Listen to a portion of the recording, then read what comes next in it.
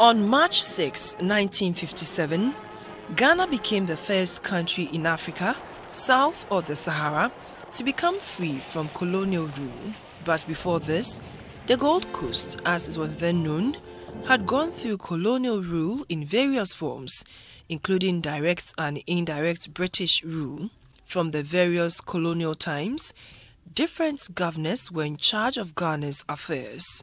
On February 12, 1951, the first Ghanaian government or cabinet, dominated by indigenous Ghanaians, was formed in the run-up to independence on March 6, 1957. A retired diplomat, writer, statesman and former secretary to Ghana's first president, Dr. Kwame Nkrumah, tells us why the Ghanaian was confident that he could take charge of his own affairs and the euphoria that followed. Before independence, when the governor was in charge, the British government did what they thought was good for Ghana. Not all they did was bad. For example, we had at one time a very progressive governor called Sir Gordon Gattisberg, who built Achimota College, he built Kolebu Hospital, he built Takoradi Harbour, and all with the aim of developing Ghana. You know, he thought education was important, therefore Achimota, health was important, therefore Kolebu, and so on. So we had some instances of good government which was in the interest of the people. But we didn't want it to be ad hoc. We wanted to determine our future. We wanted to decide on the kind of education we wanted. These ideas can only be implemented by a fully independent government. And at the same time, if we wanted it, we should be prepared to pay for it, which we were in Nkrumah's time. Ghana's opening chapter puts the spotlight on Dr. Kwame Nkrumah, who the citizens at that time described as the Messiah. Dr. Kwame Nkrumah, Ghana's first president, became leader of government business before he became president on 6th March 1957. He initiated projects, legislation, and so on. And then when we became independent on 6th March, then he took over with his parliament, and the Queen of England had no more jurisdiction over Ghana. And initiating all these projects, he did it with the help of his party, of his parliament and party. She couldn't say yes or no. But it was a constitutional rule, so that, just as in Britain, when the British Parliament decides on legislation, the Queen automatically assents to it. But many people did not understand. Why? Because when you became Prime Minister, you need a head of state. And the head of state continued to be the Queen of England. So Nkrumah suggested we should become a republic. From then, Ghana had a mix of democratically elected governments truncated occasionally by military regimes.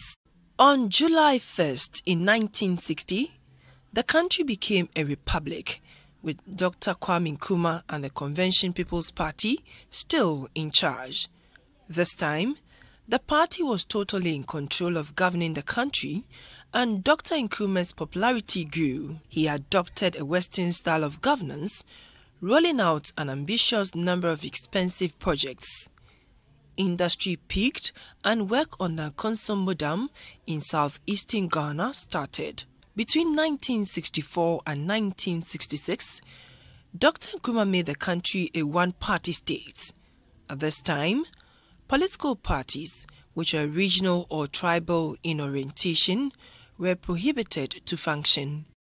Yes, he wanted a one-party state. Why? He admitted privately that most of our educated people, highly educated, were in the opposition. And the CPP was a very strong, dynamic country for young men. Many of the young men were in the CPP, and he had a very loyal and active members of parliament and so on. But that was not in it. Discovered that was not enough. You needed all the talents. And for Ghana to move very quickly, he needed all talents. So he did try to appoint some of them. And the party hierarchy refused. this is not well known. They oppose it. He faced some hurdles as he tried to unite the country. A new law was passed, making it possible to arrest anyone suspected of working against the states. He wanted a one-party state. Most Ghanaians didn't like it, but he succeeded anyway. And of course, they started planning to overthrow him. Give us an idea of how people felt like. Let's be frank, I was around. Most people, most Ghanaians, ordinary Ghanaians, they could not care much about a one-party state or what many would call democracy. All they wanted were the good things of life, life to be tolerable. They wanted their children to go to school, to go to university. They wanted to eat well. When they were sick, they wanted to go to hospital and be treated by doctors who have the machines. We do not break down every now and again, and so on. That's what most people want. And but things did not go well. As I said, the world economic situation did not help him. We get money by exporting cocoa and other raw materials to get the dollars to bring in what we want. The prices went down. There were shortages, and people were unhappy. There's no doubt about it. On the 24th of February 1966, Dr. Nkrumah and the CPP government were unconstitutionally ousted through a military and police coup. At the time, Dr. Nkrumah was on a peace mission to Hanoi in the Democratic Republic of North Vietnam at the invitation of the president of that country. Key figures that staged the coup included Lieutenant General Joseph Ankra, Major A.A. Afrifa, and Colonel E.K. Kotoka. In the next chapter of Ghana's democratic journey, Dr. Kofi Abrefa-Busia and the Progress Party won an election to begin the Second Republic in 1969. The Busia regime was a British-styled government. Busia gave Ghanaians a promise of good government and good amenities. He had a policy of rural development, good education system, and so on. There were certain aspects, certain things which Busia did or promoted, which people didn't like. For example, he did not like civil servants who did not agree with them, the administration. He sacked a few, it was known as Apollo 560 or whatever it was. He sacked a few people. In my opinion, the court even agreed that it was arbitrary. Then he had, as a part of his rural development scheme, he thought, and Ghanaians would take over reins of power. He thought the Nigerians were too strong in the economy, and he, for one reason or the other, he aliens compliance order. Many Nigerians were sent away. Then he wanted international politics. He wanted dialogue with South Africa at a time when under Nkrumah we condemned apartheid, and majority of people, even after Nkrumah, were against the government against apartheid. And it was to us, to most of us, it was a terrible system of government. And even those who did not like Nkrumah were happy that he was opposed to it, and he helped those who wanted to overthrow the apartheid regime. Then Busia comes, and he wanted dialogue with South Africa, as of Bonye. Fortunately, his own cabinet opposed him, and he didn't implement it. Then through the barrel of the gun, in 1972, Colonel I.K. Champon took over the reins of power and became the head of state and chairman of the National Redemption Council, truncating Ghana's fledgling democracy. The NRC was later transformed into the Supreme Military Council, and Colonel Champon was promoted to general. A Champon coup was, in my view, successful for the first 3 years. He had his Yentua philosophy. He refused to pay debts. As a result, we couldn't get loans from outside Ghana, and we had to use our earnings to buy all we needed. So it meant that when we sell our cocoa, all the money should come here. When we sell the little things that we export, all the money should come. Some should not stay outside for the big men to use as they like. It also meant that we brought in goods which we really need, either for our factories which were then struggling, or for our medicines we needed, and so on. If you loot some of that money, if there's so much corruption, you won't have enough money to bring all that. Some good things the Achampon government did as a result of this, whether you like the Yentua philosophy or not, it forced us to run the government with our own resources. And it sort of reduced corruption to a high degree. And so for 3 years, we ran this country without asking for, in fact, we asked, we wouldn't have got it without getting money from outside. And we even started producing things we needed. Rice, for example. We produce enough rice in the north, in Dawenya and so on. We need, if we didn't produce enough, then we went without it and ate some other things. Our champion's policy was eat what you grow and grow what you eat. And we did. Unfortunately, our champion modified his policies.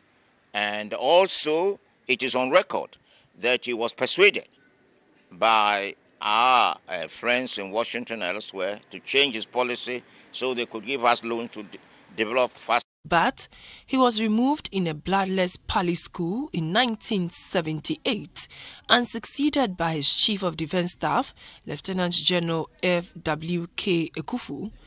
General Achampon was under house arrest till the advent of the Armed Forces Revolutionary Council in 1979. The only president of the Third Republic was Dr. Hela Liman.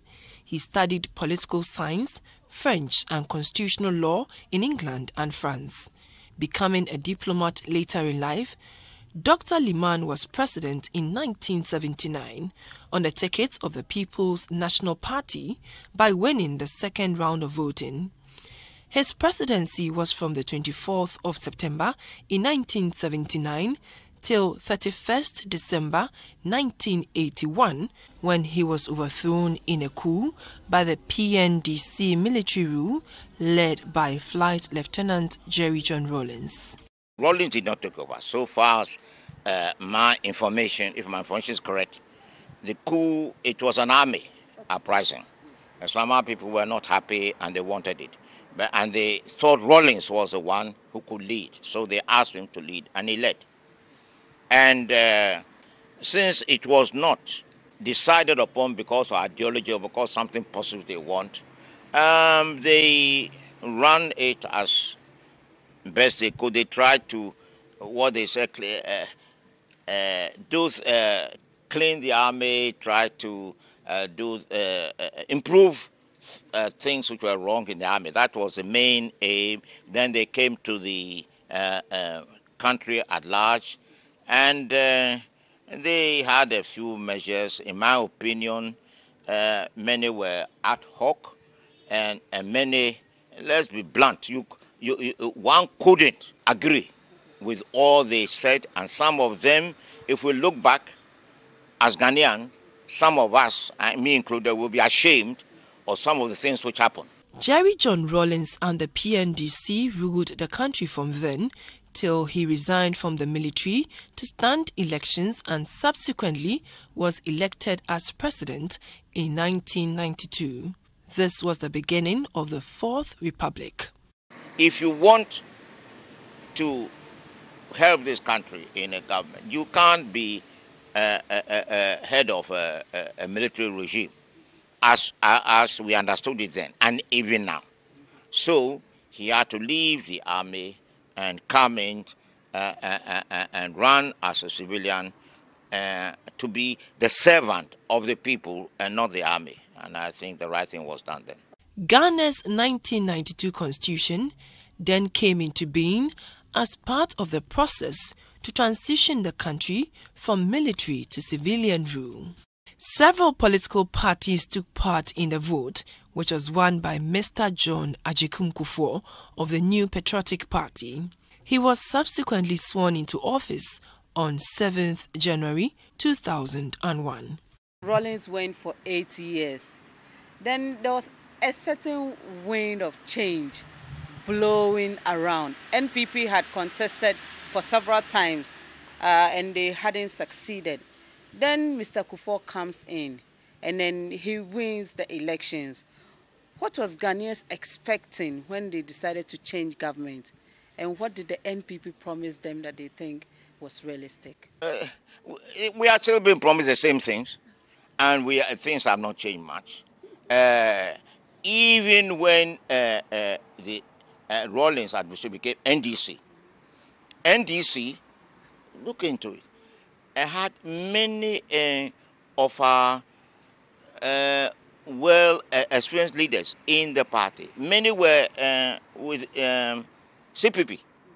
Many were former CPP people, one or two what we call bourgeois people in it. And it was, if you look at it carefully, it was in a way a coalition of many of the parties. Then, and they promised so many things, they did fairly well within the circumstances. But then we're not that happy. Kufuor came with his ideas and better development and accelerated development, so many things. And people felt that perhaps we've had too long with this regime. Let's try the Kufuor administration. And it was in a way a breath of fresh air, at least for some time. The National Democratic Congress then won the 2008 elections with Professor John Evans Atta Mills as its presidential candidate. Following his passing before his term ended, his Vice President, John Mahama, took over to continue with his tenure as spelled out in the Constitution. We should modify, change the system, and or rather improve upon it, and get the government after election to do what it said it was going to do. We should have the manifestos under our pillows, and when they talk, we should study it and question them that they are not doing what they said they were going to do, and then we see to it that our resources are used for what they say they are going to use them for. We should study, follow the budget, and when appropriations are made, see that the monies are used for the purpose for which they were allocated. Expectations of Ghanaians from their leaders have always been high. Jobs, good infrastructure, access to quality health care, good education, improved standard of living, and the list is endless. In your opinion, for Ghana to be great, does it depend on a particular leader? And if it does, what kind of leader do we need? We need a leader with an agenda. The agenda, but who doesn't only want to be a leader with an agenda, who wants to do certain things. But the leader must be ready to decide that these 4 years, I'm going to do what I think is good for Ghana. And if that is done, we'll get somewhere, or get very far. We should also realize that when money is misappropriated, used wrongly, it is our money. It is not the president's money or the minister's money. And we should be involved at that. We should be angry that our money has been stolen. Mr. K.B. Asante, who has lived through different generations, believes that for Ghana to get its pride of place and for her to remain the oasis of peace that nationals desire, the leaders as well as the people must be ready to bend over backwards and work extra hard while remaining committed to the cause. You have inherited a great country.